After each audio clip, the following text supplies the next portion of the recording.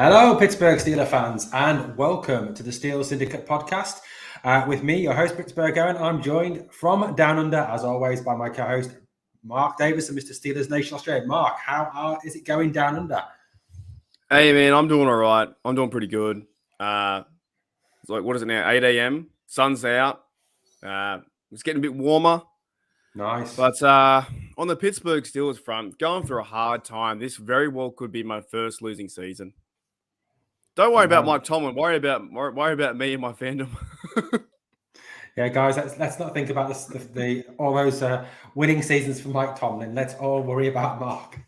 Well, I've been watching since 2002, but like really picked it up about 2007 or 8. So never had one, I don't think.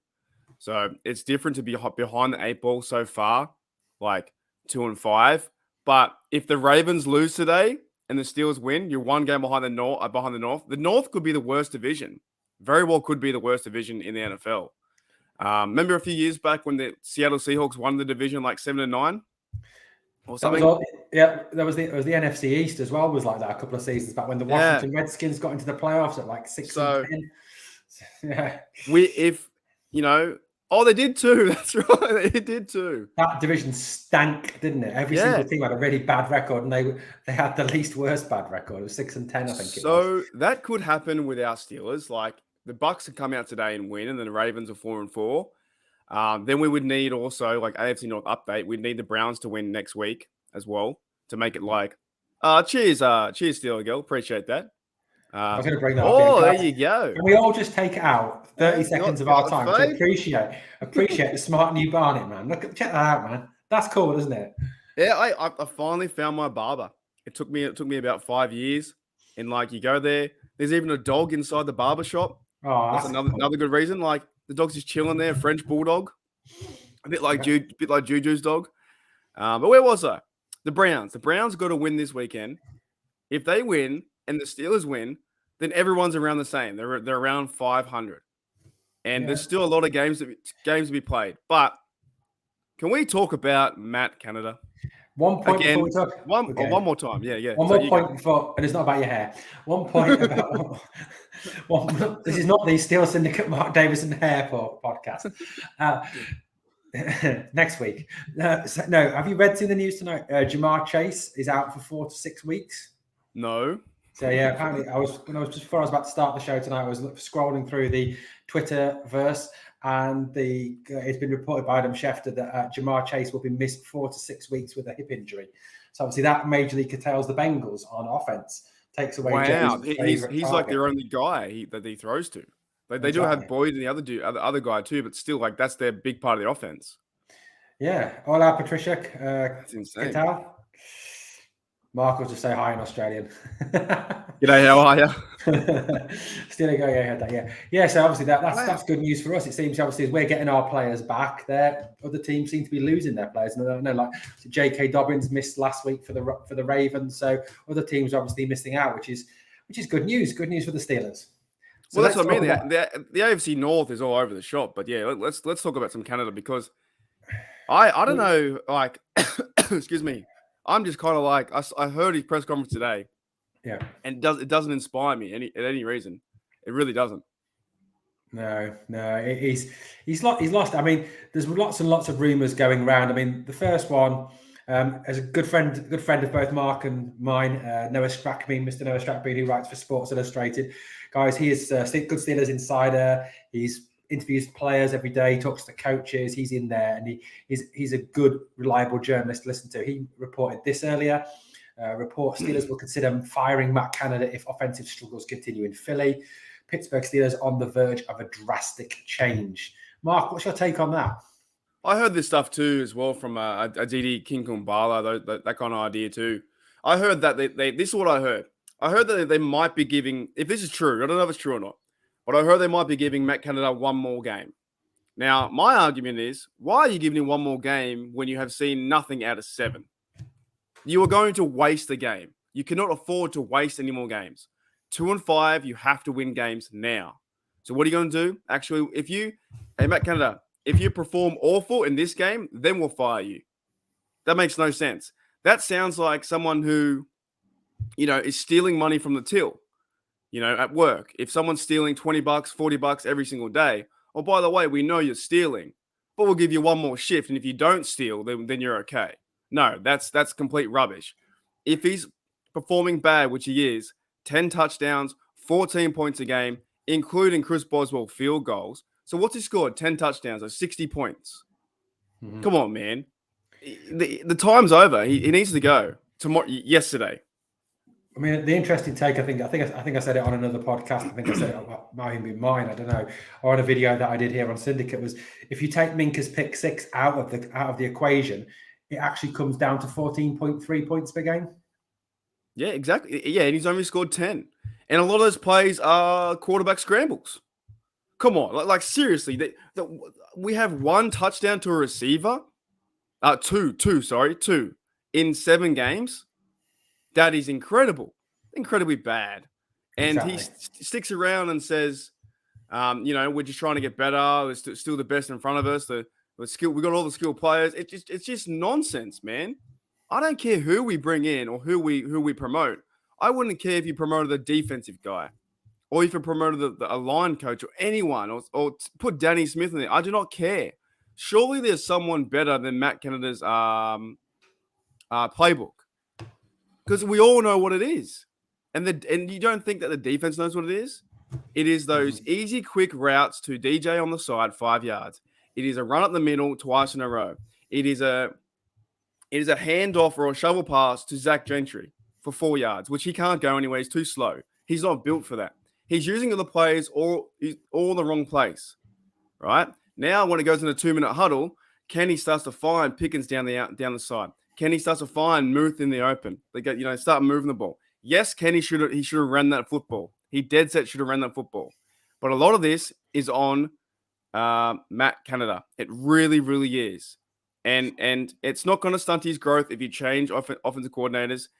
It's actually, if you keep Matt Canada, you're going to put Kenny in a position where he will turn out to be a bust near the end of the season.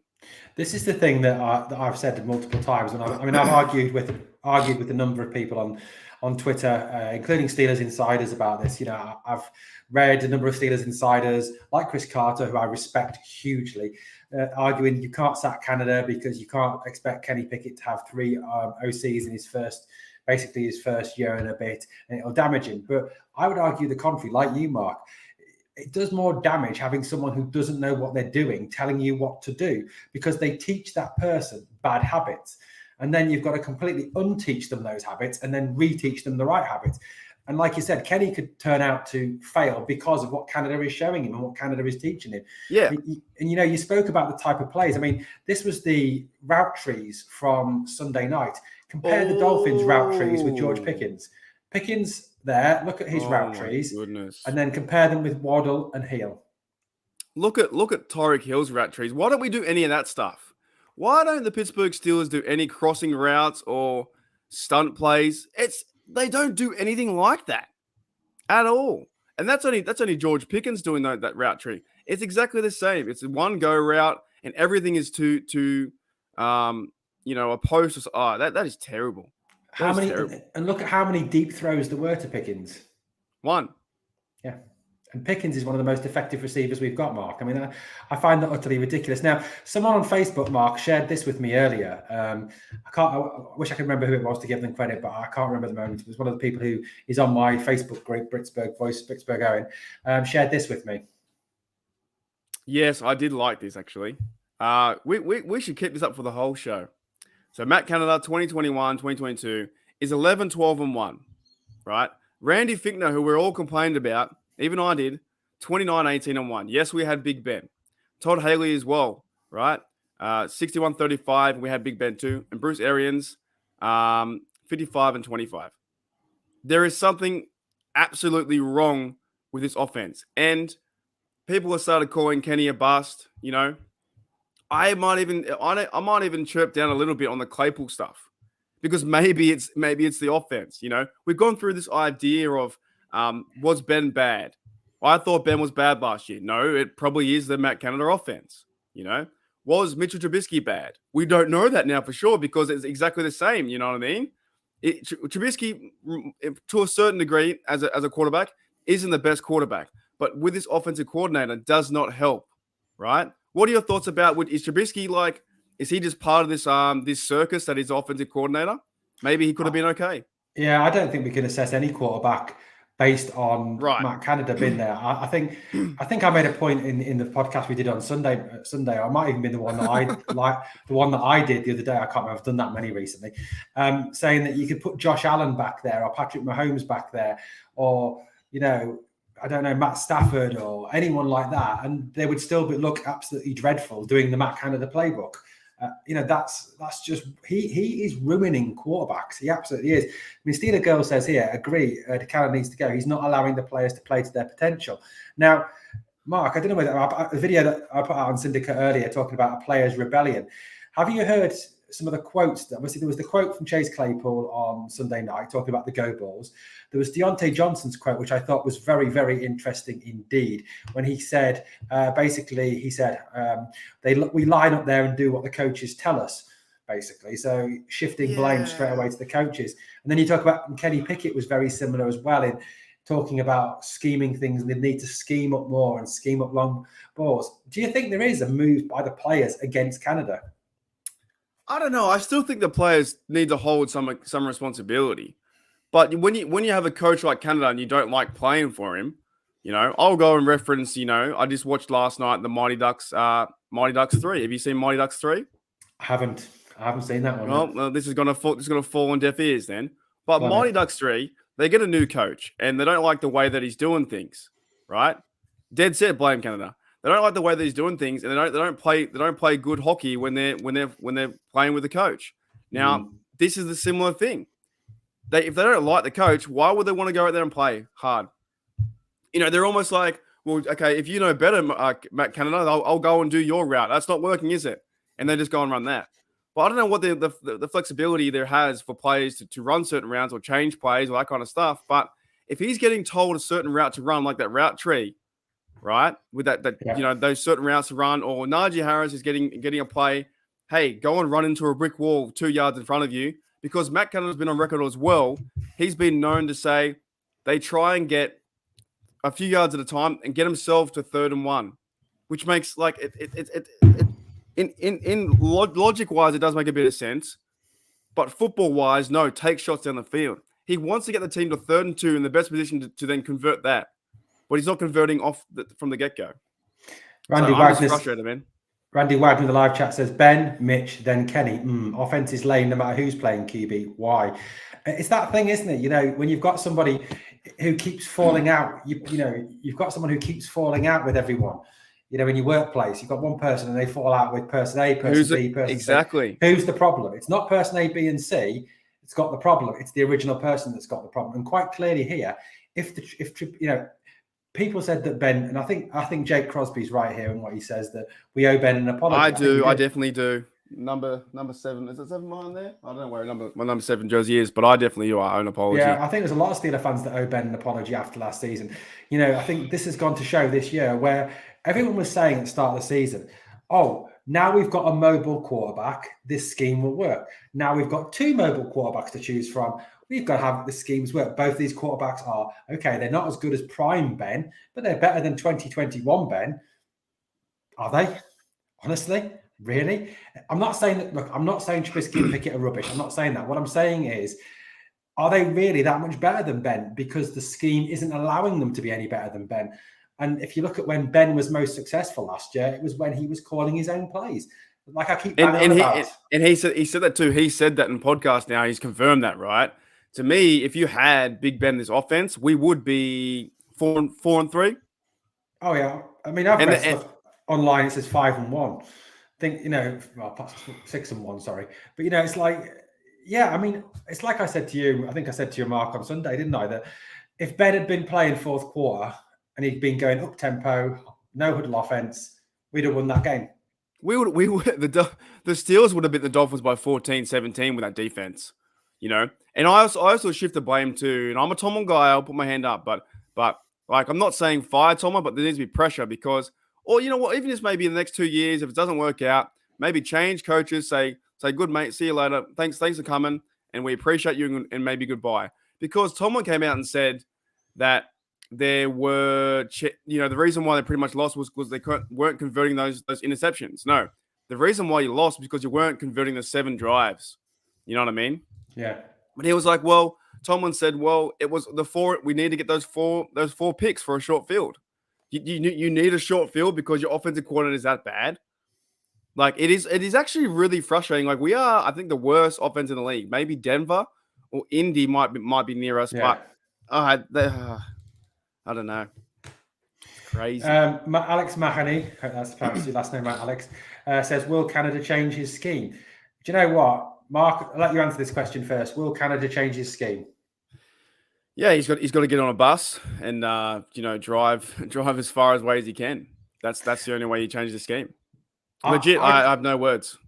I know. I personally think, if you listen to the guy being interviewed, as we all have, I think he's too stubborn to change his scheme. I think if you listen to him today, and then Mark, you've listened to his interview on the interview that he gave to the press, and has anyone ever noticed how hard it is to find a Matt Canada press conference? So hard to find it. So hard to find. You can find a Mike Tomlin press conference like that. You can find Kenny Pickett talking to the media on Wednesday like that. You can find anybody from the Steelers organization talking to the media so easily on Steelers.com, on YouTube, on Facebook, anywhere, or Twitter. You try and find Matt Canada being interviewed anywhere. It's nigh on impossible. I mean, what does that tell you? Well, they don't show it. The Steelers don't show his interviews anymore on their YouTube page. Nor do they show it on the Steelers.com. You're right. They just don't show it. Yeah. I mean, I think Randy Wagner says here, Matt Canada will not change anything. As an offensive coordinator, you have to adjust to your personnel, which we know is true. That's what the best offensive coordinators in the league do. Matt Canada stinks. I've read that Canada even got 5 from the college in the past, which, yeah, it is true. He has been. I put a video out to that yesterday too, saying who's to blame, right? And I did see some other YouTube content creators. Not going to call them out, but I did see another website say that maybe they shouldn't be blaming all the stuff on Canada. Like the players need to go execute plays. But I fully disagree. I reckon, honestly, looking at this thing for 7 weeks now, and let me know in the comments too, but for 7 weeks, I honestly believe that this all starts with his play calling ability, because it is absolute rubbish. And if you watch the game from start to finish, not just the highlights, you'll see what he does. It might be 0-0. He might go up tempo, get 7-0 or whatever, go down there, get a TD. But he's in his own way where he'll make a big play, and then for some reason we'll go and do a double reverse. Yeah. And you're thinking, why are we doing a double reverse when you're like midfield? You go and throw a good pass to Pickens on the outside, and you don't target him again. So to me, this who's to blame is, of course, Tomlin up the top, but I don't put really much that much effort or blame on the players. I really don't. On any of the players, because they're just told what to do. They go in the huddle, they're told what to do, and we're in the huddle, and Kenny says, well, if you see a certain defense, they might change it to something else. And even if they change it and their motions don't do anything, this is why I think with the whole notion of like, okay, when do you fire him? It should have been 2 weeks ago. Yeah. And at least, right? Let's say, for instance, you bring in another offensive coordinator, and it's Sullivan, and he stinks. Okay, say he stinks the bed, and then you just go, well, it's the players, and we're going to be in a complete rebuild. And you would then just go, well, we haven't got much on offense anyway. Nothing's working. Let's ride the season out, and then go and pay some money, Roonies, pay some big money for an offensive coordinator, and then start fresh. But right now, it's just Canada, and that's all we know. And all we know is bad. 100% agree with you, Mark, on that. Jaredevil says in the live chat, his scripted plays are too predictable. I mean, Mark, first 3 plays the Steelers run Sunday, what are they? It was run, pass. But it's not even the fact that the fact is when they run the ball, you kind of know what kind of play it's going to be. You know it's going to be a halfback dive or a halfback run up the middle. No real. There's not even like a what do you call it? Like, what do they try? They try and jump someone off sides. They try and stuff like that. It's just hard the same. Calls, thing. Just the same cadence, the same. Here we go. Hand it to Najee and get 2 yards. The offensive line can't get any push, so there needs to be some pressure too on the offensive line coach, right? But it's like, how is that creative in a way where you're 0-0 and you can't get Frymouth involved, or you can't do a play action, you can't do anything that is getting players involved over the middle. You showed that Tyreek Hill post the route concept, right? Why aren't they getting plays where you're picking players? The Patriots did it for years and years and years and years and years. Was the pick plays where they were almost deemed illegal because Belichick was getting away with that stuff. You know, one player runs one way and the other player runs behind them. It's called like a route rub concept. He doesn't do any of that. You never see that. The only pick plays you see is two players running into each other because they got their routes confused. Yeah, 100%. It's honestly, I did not expect anything. Like, I want to see them win, and we'll talk about the game too. But man, oh my, it is really frustrating. The only way we win this game is defense. Mark, let's finish on Matt Canada, right? Yeah. So 2 questions on Matt Canada, right? First question, is this the future? I'm not even sure if you could do that right. You know what? Shout out to the Macca's people. It's a pretty hard job. It's a super fast-paced job. You got to handle the fries. You got to handle the burgers. You got to handle the calls coming in. You got to handle the driver at the window. Do you really, honestly, do you think he could do that job? I don't think he could. No, I definitely. You know what? If I pulled up to a drive-through in Pittsburgh and saw that, I would be checking my order when I got it. Well, you probably know what you get. You probably just get fries, burger, Coke. You know, just a standard. There'd be nothing else. You'd be like, well, is there any McChickens or no? Sorry, sir. We only sell fries, burger, Coke. That's it. That's all we have. Okay, so second proper question. Looking at, there was the article that came out today, which is, like I said, our good buddy Noah Strackbean wrote that article there. Do you think that is a possibility that will happen? Should we lose to Philadelphia, that the Steelers will use the bye week to sack Canada? Well, the only way I think that the best case scenario is if we have a poor game and yeah, Steel Girl says fries, Coke. Yeah, It's just like, what? The only way that happens is if he has a really bad game and we score like 1 touchdown and our defense wins the game. But like I was saying before, you're at the point, if you're at this point and you've caught someone stealing from the register, why do you go and put them in the same position to work a shift the next day? Yeah. You already know how bad they are. You have 7 games of tape. There is no point to go and put him out there again. Now, I would say, well, maybe you have the bye to find someone. So maybe this could be his last game regardless. If he goes out there and scores 4 TDs, I'll give him a round of applause. But that's what you're meant to do. You know what I'm saying? At the end of the day, you are meant to go out there and score points. You're meant to go out there, run down the field. How lucky were we to watch the 2017 Steelers or 2016 Steelers with Big Ben, AB, Le'Veon Bell scoring points? And we just can't do that. The Steelers has not scored 20 points this year. I don't think on offense. It's ridiculous. 100%. Angela Lunsford, new person, I think, in the live chat. I've not seen Angela. Angel, sorry. My fault, Angel. Welcome. It says, my Steelers will finish 12-5. I love the optimism here. Yeah, I love that too. That'd be awesome. What coming back after the bye week ain't nothing wrong with us. A lot of new players in the team, but Matt is trash. Steelers will win the AFC North too. Angel, I really do hope that is the case. I definitely imagine if TJ came and won it back by himself, just tore it up. He's that good. A 10-game span. Well, actually, there was one YouTube channel out there that wanted to bloody trade him. Naming no names, are we naming names? We're naming and shaming. Run by Cowboys, Broncos, and Raiders fans. Yeah, we know. Yeah, man. Everyone knows who they are. We always bag them out now. I'm in a beef with them all the time. I can't stand them. They wanted to trade TJ Watt, and I was like, you're joking.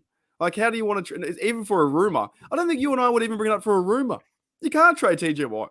You just can't. Even if it was an ESPN article.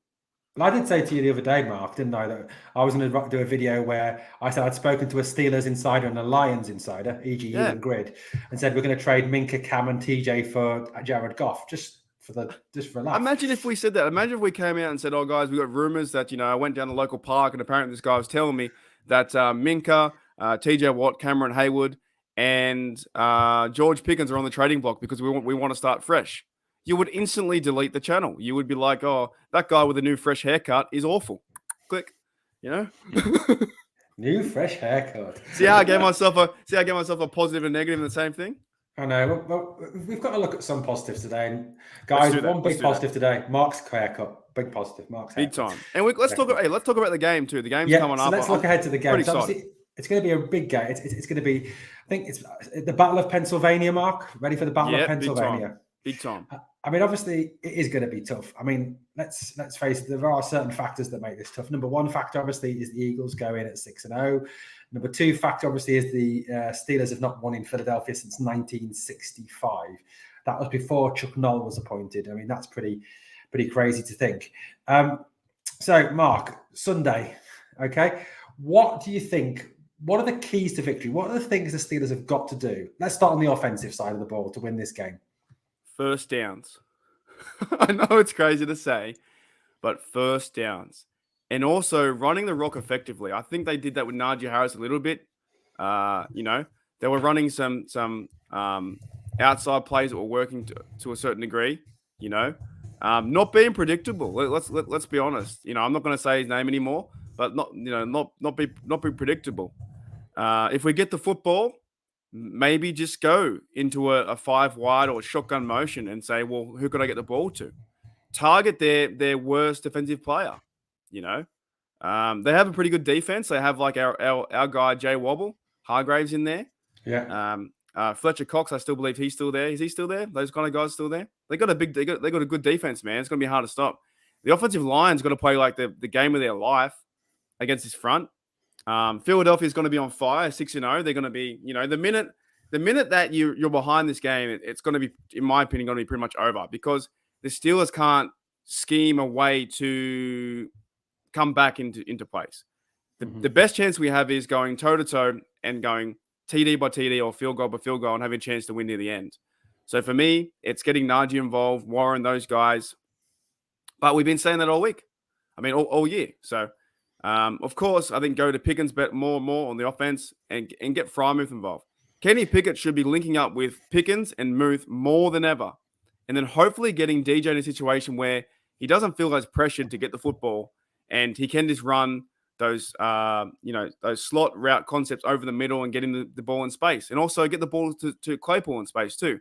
Do not feed him the football down the field because he won't catch it. He either trips over, he has bad body position. It's been so many games now. This is why I didn't jump back off. This is why I didn't jump back on the Claypool train because he fell over and he just has no body control. I've never seen it in a receiver. As big as he is, he has no body control. And he did get tripped up by his feet, but still, those to me on offense take care of the ball, but first downs and pretty much highlight Pickens and Muth. What are yours? I think, first downs are key. I think avoiding third and longs are another situation we've got to do. We've got to stay out of the third and seventh, thirds and eights, thirds and nines, those things. Third thing I think as well is avoid stupid penalties on the offensive line, which have killed us. Like the illegal shift on Sunday where Boykin and if you look at the video, it was actually Chooks. It was Chooks as well, shifted as well early, so it was actually a justifiable penalty. So, that's another thing. We've got to avoid the stupid penalties. But, we've got to use the long ball more. It's like the guys were saying today, the likes of Deontay, the likes of Chase, the likes of Jordan Pickens, as alluded to in the past. We've got to go deep. We've got to go deep early and often. The Philadelphia Eagles have got two outstanding cornerbacks, don't get me wrong, in Darius Slay and James Bradbury. But I was listening to a Philadelphia Eagles guy talking earlier, and he's not overly impressed with their safeties. So, push the ball long over the middle and get out their safeties. That's going to be a key thing. And if we're going to do that, then you've got to throw the ball long to Pickens. You've got to throw the ball long to Muth, because Muth is awesome over the middle, and you've got to throw the long ball to DJ as well. That is absolute no-brainer, and it's got to happen. We've got to go aggressive. If we go into a game against, arguably one of the top two teams in the NFL at this moment in time, and play conservatively, we will get our backsides handed to us, and rightly so. They've got nothing. Look, the other thing is the Steelers have got nothing to lose this Sunday, nothing at all. Every single expert will write the Steelers off. I think a large majority of our own fan base will write us off going into this game. Rightly so as well. Rightly so. Yeah. We're terrible. We've got to, though. We've got to just go in there, be aggressive from minute one, throw it deep, get after their safeties, and just go for it. Because at the end of the day, what have we got to lose? So we do that and we lose. Well, you know what? We were going to lose anyway, so we might as well go down fighting as go down as just throwing little run, 3rd and 8, screen pass, nail behind the offensive line, which is what the Canada system seems to be. Yeah, it's awful. Devil says there, can you bring up Devil's comment? Because I actually, I called this when it happened. I heard a video somewhere in my library that I said Claypool did this, and people didn't believe me because I've told them I'm not a big Claypool guy. But you're right. They just got to go out there and have a better offensive scheme. But what we already know what we're going to see is exactly the same. So, like, do you really think that offense is going to change from the last 7 games? So I don't think it will. But if those runs, right, say they are run, pass. For instance, if Najee Harris or Jalen Warren can run, pass and get some yardage, right? Let's not say it's a play call. Let's say it's the actual players playing the game, which it is. It's half. You know what I'm saying? If they can get, it's 1st and 10 and we know it's going to be a run. If they can get 5, 6, 7 yards, you're 2nd down and 3, run again, but they can do that. But the offense hasn't been doing that. I think the stats for us is like 3.6 yards per carry is our yardage for the run. It's pretty bad. But we're just not getting in position to score. Like, how do you not score in an NFL game? Well, now we have scoreless in the Bills game and scoreless in the last half for the Dolphins game. And we had every chance to win that. So on the offensive side, to me, it's Pickett needs to calm down a little bit, not throw the picks. I'm not saying he's a saint out there. Not throw the pick to DJ and not throw the other pick to DJ as well. You know, got to calm down a little bit. And when he does, the offense will start to open up. But of course, it does all fall on the guy not to be named. But if they're playing that way, that scheme, then the players need to go out there and play. Like, they just need to go and win the battles. Like, no matter what, Pickens, those guys, you know what? If you get a 1st down, I wouldn't be celebrating. If I was a Coach Tomlin and my team got a 1st down, I would not be celebrating. I wouldn't be celebrating to the end. That's what I would say. I would honestly say that. I would say, why are you celebrating? You're 2 and 5. You're up by 7. I'd be like, fist pump your hand in the air, move on, And that's what's changed the game too. We celebrate every single play, like if they won the Super Bowl, when they should be celebrating the win at the end. Yeah, agreed. I mean, Alex Mahoney says in the live chat, what's the reason why he's getting more time at running the ball over 4 yards to carry? The only thing I'll say about that is if you actually watch the all-22 footage of the game, if you look at when Najee gets the ball, the box automatically fills with about 8 players.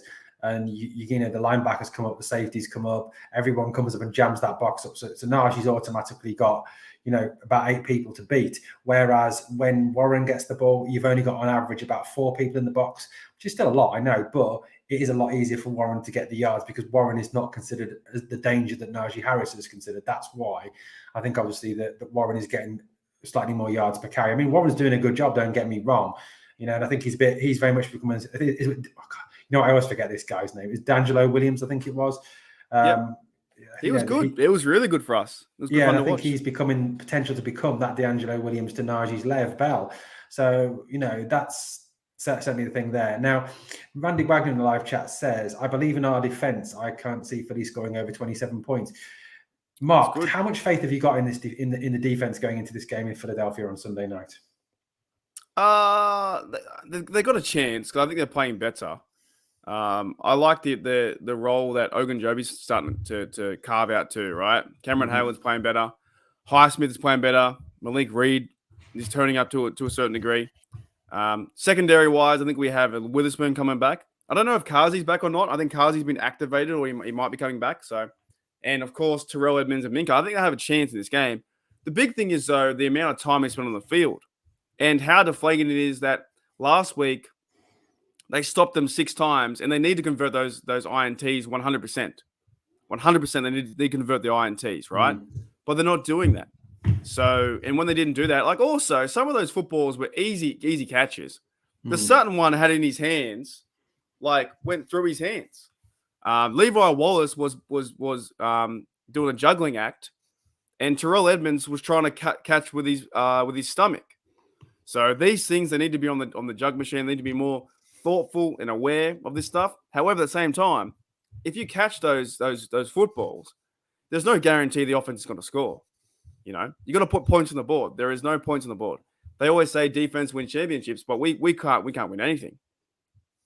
We're heading towards the last of the league because the defense trying their hardest out there. Not the best. I'm not saying they're the best out there, but they're trying. Hey, I'm going off, aren't I? You are. That's crazy. Yeah, man. I don't know. Exactly right. 16 points, and we couldn't even get 2 field goals. It was like I was just deflated. I was deflated as Tom Brady's footballs, man. Like honest to goodness, I'm sitting there watching the game, going, "We're not going to score." It's the same every time. So this team is in a very weird place at the moment. They no TJ Watt. They got no real leadership there. They have like Cameron Hayward who tries to be a leader, but now he's also like, and I'll put it out there, he's also focusing on podcasts. He's doing that kind of stuff. You know what I'm saying? There's a few things going on where, you're focusing on podcasts and this and that, and Claypool's focused on TikToks. I don't know if this team likes, gets around and goes around each other's houses like back in the day with the 08 and the 04 where they were a band of brothers and they wanted to play for one another. It doesn't feel like this team wants to play for one another. It feels like they go to the organization, they get there, see you, mate, see you Monday, and they they're not going around everyone's house and stuff like that. I don't know. It just feels different at the moment. They're not playing with any attitude. And when they do, like when they started the game, Owen, they started the game with Millette. I was like, let's go. Millette got a tackle, Yeah. And then they went the whole drive. Drive down the field. So they got to wake up, dude. I mean, looking at, I was just pulled up the injury report for today. Josh Jackson, groin, limited participant. Akella Witherspoon, full participants. That's good news. Levi Wallace did not practice. Montravius Adams, full participant. Stephen Sims, full participant. Pat Freyamuth, ankle, full participant. Cam Haywood did not practice, but that was because he was given a Veterans Day off. And rather worryingly, for the second day straight, Larry Ogunjobi did not practice with a knee injury. Really? Oh, no. Which is worrying, I think, because we've got to have it's good news that obviously Adams is fit and good to go. And with having Leal out as well, we need that D-line to be on its A game, because one thing the Eagles do very, very well is they run the ball exceptionally effectively. I mean, Miles Sanders, their running back, is a very, very talented running back. Jalen Hurts is an exceptionally mobile quarterback. And despite obviously, the fact that Jalen Hurts was doubted coming into the season, even by a lot of Eagles fans. I've got a good mate who was an Eagles fan, and she was doubting Jalen Hurts. But Hurts is a good mobile quarterback, so we really could do with Ogunjobi at least getting back to limited, and then obviously being able to play some part on Sunday, because that line needs to be as strong as possible given the strength of Philadelphia's running game going into this game at is it Lincoln Financial Field? I think it's called. Yeah, I think so. Hurts has I just looked 6 TDs, 200 something yards. You know what's interesting though? Who do you think has more passing yards, the Steelers or the Eagles? Now, because you've asked it that way, I'm going to say the Steelers. Yeah, I gave it away. Yeah, they do. Actually, they do. So the passing yards, I can't remember. I think I looked the other day. So passing yards, Jalen Hurts has 1,514, and I believe that the Steelers have about 1,550 or 1,600. So, but they're using the way I wish we would use Kenny Pickett, or we would be a mobile quarterback, because Hurts has 77 attempts, almost 300 yards rushing, 3.8, and 6 TDs. So they're probably using him in the red zone to run the football. And Sanders has 4.6. So they have a better rushing attack. Also, I believe they have more interceptions too and takeaways. Let me see. Team stats. Yeah, I think the Philadelphia Eagles have more turnovers. Turnover ratio is they have 26 turnovers to their opponents. So, and they have 12. So their defense is turning the football over, which what we aren't doing. The Steelers aren't doing that. They had 4 chances and then they couldn't bring it up. But that shouldn't be the thing. In my opinion, to go and win these games now in the NFL, you have to turn the offense into a long drive. That long drive all the way down the field. And the Steelers can't do that. Yeah, I think, the Eagles have got a very, very good offense. You look at their depth chart, you've got A.J. Brown, Devonta Smith, Quez Watkins as wide receivers. Their line, you've got Jordan Mailata, Landon Dickerson, who was the guy who used to play centre, I think, out of Alabama, Jason Kelsey, who doesn't seem to get any older, Isaac Suemolo, Lane Johnson, and then obviously you've got Dallas Goedert and Jalen Hurts and Miles Sanders. Now, one player I think who is going to be absolutely key for me on Sunday on the defense, and someone who I've been exceptionally impressed with over the last few weeks, Terrell Edmonds. I think he's going to be absolutely vital in, number one, stopping the run, and number two, stopping Hurts from going to one of his favourite targets in Dallas Goedert. I mean, Mark, what's your impression of how Edmonds has played and his importance on Sunday? He's playing awesome too, but I want to see he's in the backfield too, you know what I'm saying? Like he's in the backfield stopping the run. But I kind of want to see them string together stuff where, you make one good play, but then you got to back it up, because how many times in the Steelers defense do they get 3rd and 13? They let one go, so, but it can't all be on Edmonds. It can't all be on Minka, but I think he's playing pretty good football right now. Yeah. And they should offer him a contract fairly soon to lock him up, whatever that may be, and work something out, Then maybe in the draft, you go and draft some corners and you fix that. And you have a good defensive line with Hayward and TJ Watt. Also, this has been a rough patch. Of course, one of the hardest patches without TJ Watt. The season could be very different without TJ Watt, but It doesn't fix the offensive mistakes or the mistake, what we know with that broken system. Definitely. I think that is the issue, I think. And the defense has got to have that massive game Sunday, massive game again. And like Randy says, I think, we need to take encouragement from this. Now, I'm not saying by any stretch of the imagination that the Dolphins are as good as the Eagles. I think the Dolphins are very good on offense. Don't get me wrong, with Tua and Tyreek and Mostert and Waddle and Kazicki. But, it's encouraging. We've got to look for the positives. And obviously, the defense not only held Miami to 16 points, but they totally shut the Dolphins down after the first half, which, Randy's right in that. And I think that's a big positive we've got to hang on to going into this game on Sunday. So, guys, coming to very way over time, going a bit long in the tooth, we're going to go for some score predictions, Mark. So, Mark, get ready for your score predictions. So, we already have had, so just to give Mark and me some time to have a quick think, we have already had some score predictions in the live chat earlier on. 007 predicted Steelers 21, Eagles 17. And JJ52 predicted Eagles 31, Steelers 13. So, guys, get your predictions in the live chat. Let me know. Mark, Alex Manning said, do you see the Steelers blitzing more this game? What type of scheme will they need? Yeah, I think they will need to blitz. I think they will need to go after, even some fake blitzes as well. Show eight blitzing, but only rush 4. Keep the Eagles' offensive line and Hurts on his toes. I think Hurts does make mistakes when you put him under pressure, Alex. So yeah, guys, like I said, get your score predictions in the live chat. Let me know what you think. Mark, have you got a score prediction for us? Yeah, I just figured it out. So is this head or heart, Mark? Oh, this is the obvious. Okay, go for it. Now, I wanted to win. You guys all know I'm a fan. Otherwise, I wouldn't have all the stuff in my room. But I reckon Hurts is going to get 2 TDs. I believe he can get 2 in this game. I believe the running back Sanders will get. Is he Sanders? Miles Sanders. Miles Sanders. He'll get 1. They'll feed him. They'll feed a running back a TD. That's 21 points, and I believe they'll get 3 field goals. So what's that? 30. I reckon they'll get 30-16. I reckon the Eagles win quite comfortably, 30-16, because the offense just won't be able to score points. We probably get 1 TD again, and it'll go through the same motions. Now, prove me wrong, but I've been saying that for ages. And I agree with that. They're very similar. Very similar. Honestly, they're going to win by 2 TDs because they're a good team. They're 6-0 Eagles. So, do I want to see it to be, Steelers win 19-17? For sure. 100%. But what I've seen the last 7 weeks, it's not going to happen. Unfortunately. Yeah, I've got, obviously, if you go with your heart, you're going to predict the Steelers to win. Of course you are, and I understand that. And I love, I love the confidence of the guys in the live chat. I love Alex's confidence here, 13-10 Steelers. I love Angel's confidence here, 34-17 Steelers. I think it'd be amazing. Oh, Steelers, my bad. Okay. I think that would be amazing if that happened.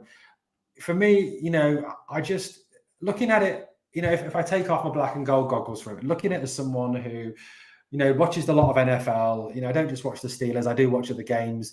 I do look at other games, right across the week from Thursday night football all the way through to Monday night football. I just think the Eagles will have a little bit too much for the Steelers on because of the fact that the Steelers' offense stinks. And that's the only reason. Look, if we have a sudden change of heart and a sudden change, I don't know, Matt Canada is struck by inspiration. I don't know if the Virgin Mary comes down to him and blesses him. I don't know, whatever happens if you believe in that, but there you go. Yes, we have got Pachu, but realistically, is that going to happen? No, of course it isn't. So I'm going to go. I'm going 31-13 Eagles. I just think that they've got too much on offense. They've got the defense. I think will struggle to contain the run if Ogunjobi's not there. I think it's just a case of the fact that offense will really, really struggle to put points on the board. And that's the problem where it all comes to. And see, I would disagree with that. I think they are getting blown apart. Because not in the sense, the defense played well last week, right? But look to the Bills game, and also they're getting blown apart in different areas. They just can't score points. And the stats back it up. The Matt Canada offense, I said his name. The offense backs it up. The players are skillful, but they can't put it together. And until they put something together, then I'll start to choose them with my heart. But I want them to win. I'm not saying I don't want them to win. I am not a guy that says tank for whoever, tank for Tua. I'm not that guy. I want to see the Steelers win every single game. I would love to see them win every single game. That's why I watch the game. 100%. I watch them to support and cheer. I don't watch them to say, hey, we're going to tank this season and because I don't really follow the draft. Like my weakest area of doing this stuff online and talking football is the draft. I have no idea about the players. I don't even care about the draft that much. Like I don't care. I just want to watch the game. Whoever's drafted, go there and play. So to me, right now, you pretty much have to choose the Eagles, I think, to win this game and be shocked if they don't, or be happy if they don't win. And if they don't win, fantastic. The Steelers have beaten the 1965 curse or whatever it is. They can't win in Philly. That's a long time, Owen. That's a long time. Especially if you consider, how good the 1970 Steelers were.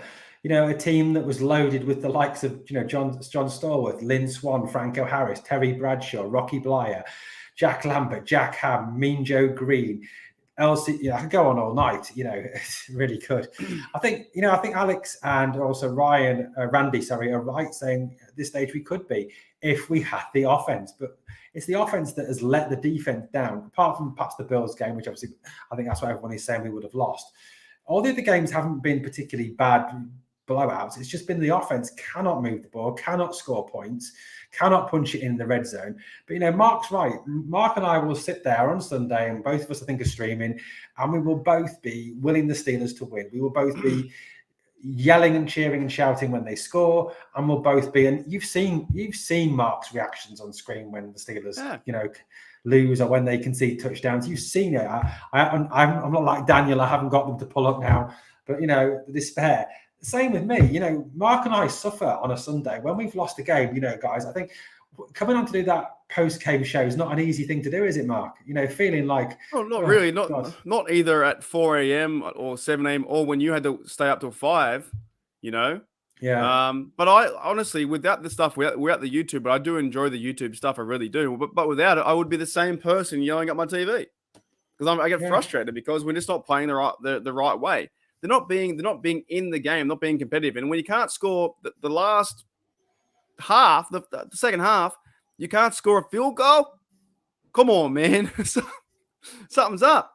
So exactly. I just looked in. I believe the Steelers have lost 8 in a row at Lincoln Field, Financial Field, or wherever it's called. They've lost 8 in a row in Philadelphia. That's quite a lot. They can't win there, and the Eagles know that. And they're a good team. They're a really good team. Hurts is on one. Defense playing well. We should never let go of Javon Hargrave, but maybe the money was involved back then. He's a good player. So it's going to be a tough battle. And can Kenny Pickett go in there and do some rookie magic? I don't know. I mean, same. One final thought, Mark. Yeah. How many Steelers fans feel this way going into Sunday? We don't want the Steelers to lose, but we do want to see Canada gone. What if we go and win and then they won't fire him? What if we win 52-10? Just blow him out like we blew out the Panthers, and he's like, oh, he's back. I don't know. I think you want to see them win, but this is what I think. We win if the Steelers play bad on offense and we win the game with a pick six, or we win the game with defense or field goals. If Chris Boswell has to go out there and score 4 field goals, and we get 1 TD, and we win 19-14. That's my heart one. There you go. There's my heart reaction. Is 19-14. They hold Hurts to 2 TDs, and we win. It's a close game the whole time. We win 19-14. Yeah. And then they would have to move on from Matt Canada because his offense stinks. Yeah, I think that's the only way we can win the game is if the defense go out, defense and special teams and Boz go out there and win the game. Mate, we still have Boz. Like we forget how good Boz is. Really, I'm this close to when I get a bit of spare money to buy his jersey because I think his name's cool, the number's cool. He's a cool guy. I think he's a true Steeler. I think he's one of our best kickers we've ever had. His percentage-wise this year is not the greatest because Mike Tomlin pushed him out there for a 56 we didn't need to be. He's already got a 59-yarder in Hines, So I think he's probably one of the best ones we have. But he gives us a good chance to win. And all we need, maybe we just play what the Ravens do. That's what the Ravens do. If you get them beyond halfway, we go for a field goal, right? Yeah. But the offense can't do that. So why, I would rather see field goals and play some good defense and just chip away. The Ravens do that in games all the time. Yeah, absolutely. Play that Ravens. Mark, one final question to finish off with. Do you think after the bye week, let's look optimistically, once TJ Watt returns, is this a different Steelers team? I think it can be. I think TJ coming back, the first time he goes on the field and we get a sack fumble or something like that, I think it's different for a player wearing the suit and armor than it is them holding a clipboard in the game. Because when they're holding the clipboard, you can't get them riled up, But when you're actually in the game playing, I think they can. I think once we see TJ start to play football again, we've got the Saints coming over. We can beat them. We've got the Bengals again. They can beat the Bengals for sure. If Jamar Chase is out, we can beat the Bengals. We can win 2 in a row. If they sneak away with a win, we are back in this thing. We really are. 3-4, we're back in it with a whole bye off. And then we can go 5-4. And then North is going to be in our power. Wow. Breaking news tonight, apparently. I've just seen it on the Syndicate chat, Mark. Reportedly, the Vikings are in trade talks with the Steelers for a deal involving Chase Claypool and draft. Yeah, let's go. Get rid of him. No. Is that real? I don't know, but that's real or not. Ask Trey, mate. Ask Trey. That's what Trey's said. Anyway, guys, so let's draw this to a close. Mark, what are your final thoughts ahead of Sunday's game? I'm really happy if that's true. Oh, hang on. Sorry. I'm getting a bit... we might have to do a video about that. Who knows? Final thoughts are, okay. Final thoughts, we can win this game, but they have to find it within themselves, go deep within, and do they want to win? Because is it rock bottom? Pretty much. Pretty close to being rock bottom. Exactly. Big time. And we're back in this. If we win this game, it's 3-5. You get TJ Watt. Everyone's coming back healthy. Kazi, all those guys getting back healthy. And then you have a run of what? 10 games, 11 games. You can win 7 or 8 out of them for a chance at the wild card. It's not over yet. It's not over. But the offense, I have no confidence in the offense because of who the play caller is. Definitely. I think, final thoughts. I think one thing we just need to see Sunday is obviously the defense go out and play as well as they can play. And I think, again, just more progress from those rookies, more progress from Kenny Pickett, more progress from George Pickens, more progress from Connor Hayward, Jalen Warren, Najee, a bit of progress. He's not a rookie, but more progress from him so that when TJ does come back after the bye and gives the whole team that lift that TJ coming back will give them, that we're in a position to then kick on and turn this season around, which I think is entirely possible once TJ gets back. Anyway, guys, thank you so much to everyone who has joined us in the live chat. Some fantastic comments, questions, thoughts tonight. It's been absolutely fantastic. I know as well, obviously, we've had the main news tonight, obviously, guys, main NFL news tonight is obviously Mark's sharp trim. So that's the big thing, obviously, we need to all be grateful for. Randy says, who's broadcasting the game Sunday? Owen or Mark? I think we're both doing it, aren't we, Mark? Are you Yeah, we are. Yeah, we are. So at the moment, we haven't decided to do live streams on this channel, but you do your thing on Britsburgh Owen, I do my thing on Steeler Oz. And maybe in the future that might happen, but I'm pretty cool with it now. But I'm telling you have us on 2 TVs and you'll see both our hearts break. Yeah. Hopefully not, Mark. Hopefully not.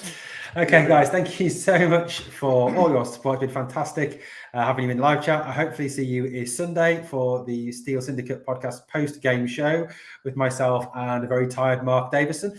Still with his sharp new cut, guys. So tune in. If you've loved Mark's haircut, come back Sunday to see it again. Okay, guys, thank you very much. Let's finish this right way, shall we? Here we go, Steelers. Come on.